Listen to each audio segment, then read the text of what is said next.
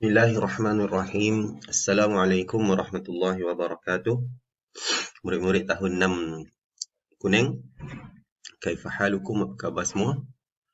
Jadinya insya-Allah hari ini kita akan sambung balik perbincangan kita berkenaan dengan perkara-perkara sam'iyat. Ya, ini ulang kaji sikitlah tentang apa dia perkara-perkara sam'iyat. Dan Ustaz nak cuba habiskanlah tentang topik ni. Okey, jadi perkara sam'iyat ni kita dah tahu dia daripada perkataan sama' iaitu kita mendengar, kita dengar. Tapi kita tak pernah lihat dan kita tak pernah dengar secara ni lah. Yang kita dengar ni pun hanya berita-berita tentang perkara itu.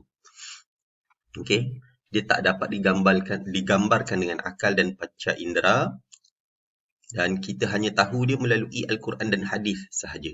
Dan kita orang Islam wajib meyakini bahawa adanya benda-benda ni. Contohnya, yang pertama adalah tentang alam barzakh. Alam barzakh ni adalah alam kubur. Alam kubur. Jadi semua manusia akan melalui perkara itu. Kemudian selepas daripada alam barzakh, kita akan disoal oleh Munkar dan Nakir. Siapa yang baik, Allah bagi dia nikmat. Siapa yang jahat, Allah bagi dia azab. Maka selepas itu manusia akan dibangkitkan daripada alam kubur. Waktu tu semua dunia ni dah musnah, dah hancur, dan Allah yauma tubaddalul ardu ghairal ardi was samawat. Al-Quran kata pada hari di mana Allah gantikan bumi dengan bumi yang lain dan juga langit dengan langit yang lain, iaitu adanya padang mahsyar. Di padang mahsyar ni lah semuanya orang dibangkitkan daripada kubur dan berada di padang mahsyar, dan mereka akan menunggu dan akan disoal dan diadili.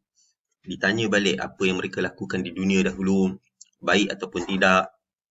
Dan waktu itulah yang disebutkan matahari itu seolah-olah macam sejengkal di atas kepala ataupun 1 mil di atas kepala.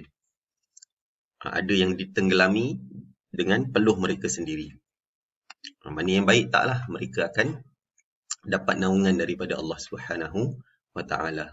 Dia ada teduhan, ada macam zilal dalam bahasa Arab panggil. Maknanya tak kena cahaya yang panas yang membakar. Okay, kemudian adanya mizan. Mizan ni adalah timbangan amal.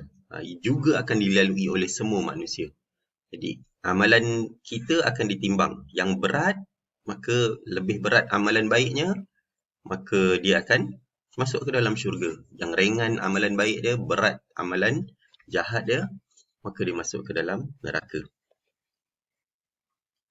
Okey, seterusnya adalah titian sirat. Titian sirat ni adalah apabila seseorang itu telah diadili di padang mahsyar, maka mereka akan melalui tempat satu jambatan yang merentangi neraka Jahannam. Jadi hanya orang beriman sahaja yang dapat melalui titian sirat.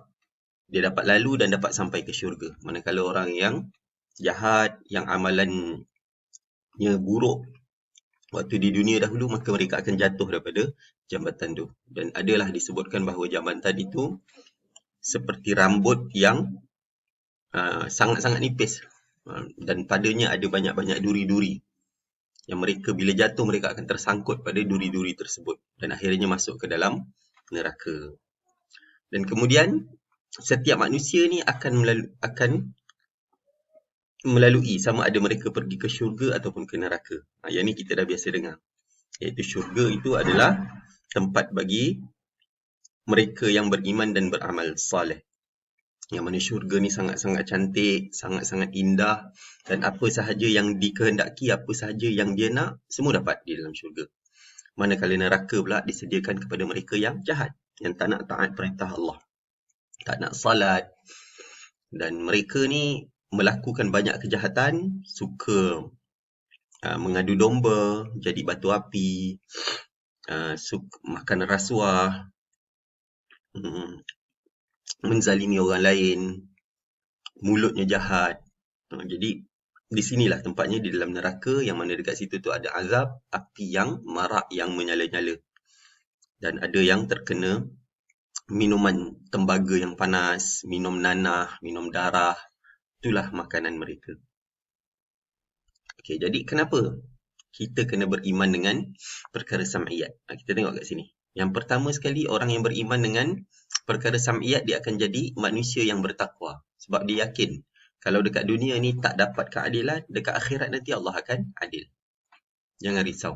Kat dunia ni, orang zalimi kita. Orang zalimi. Adanya orang jahat. Asyik orang jahat je yang menang. Tak apa, yang tu dunia. Akhirat nanti Allah akan adili. Jadi, kita akan percaya dengan Allah Subhanahu Wa Taala dan kita bersemangat untuk melakukan amal kebaikan. Dan kita akan takut dengan azab di akhirat. Kemudian yang kedua, apabila kita beriman dengan perkara sam'iyat, kita akan taat perintah Allah dan menjauhi perbuatan dosa. Sebab kita takut. Kita risau. Kita akan melalui titian sirat. Kita akan mati satu hari nanti. Kita akan ditanya oleh munkar nakir. Kita akan menghadap Allah di padang mahsyar, akan ditanya dulu solat ke tidak, dulu berbuat baik dengan mak ayah ke tidak, dulu ada maki caci orang ke tidak, dan sebagainya. Kemudian orang yang beriman dengan perkara sam'iyat ni akan menjadikan dia redha, menjadikan redha Allah sebagai matlamat hidup. Dia nak mengejar redha Allah. Yang penting Allah redha. Jadi dia buat sesuatu tu, orang tak puji pun tak apa. Yang penting Allah yang puji aku. Tak apalah, tak ada sesiapa puji. Dia buat sesuatu tu mengharapkan redha Allah. Dia solat tu kerana nakkan pahala, bukan kerana nakkan pujian manusia. Dia buat baik, dia bersedekah, tak ada orang nampak, lagi bagus. Kalau orang nampak, dia risau jadi riak. Dan dia takut dipotong pahala dia ataupun hilang pahala dia. Lepas tu orang yang beriman dengan perkara sam'iyat ni, dia akan berusaha untuk melakukan kebaikan sebanyak mungkin. Jadi dia akan tolong orang yang memerlukan, dia akan jadi pemurah, jadi dermawan dan dia tak risau. Sebab Allah kata ma naqasat sadaqatum, Nabi Muhammad kata ma naqasat sadaqatum mimmal. Harta tidak akan berkurang disebabkan sedekah. Jadi bersedekahlah. Sedekah tu tak akan mengurangkan, kata Nabi. Dan yang seterusnya, dia akan melahirkan masyarakat yang sukakan kebaikan dan menghindari kemungkaran. Apabila kita beriman dengan perkara-perkara sam'iyat, kita akan risaulah. Cakap, aku kalau buat jahat, aku kalau mencuri, yang ni kan Allah akan balas. Kalau pun tak ada orang dapat tangkap aku mencuri kat dunia ni, akhirat nanti kan Allah akan tanya. Yang mana azab di akhirat tu lebih teruk, lebih menakutkan. Okay, jadi itu sahaja insyaAllah cerita kita pada hari ini. Kalau ingat balik ni tentang ni, dalil naqlinya surah Al-Baqarah ayat 3 yang mana Allah kata allazina yu'minuna bil ghaib, orang-orang yang beriman kepada perkara-perkara yang ghaib. Yang ni wajibnya kita beriman dengan perkara yang ghaib, salah satunya perkara sam'iyat ni lah. Jadi cukup setakat ni. Lepas ni Ustaz ada bagi latihan sikit, tolong jawab soalan tu. Aqulu qali hadza wa astaghfirullahal azim li wa lakum. Assalamualaikum warahmatullahi wabarakatuh.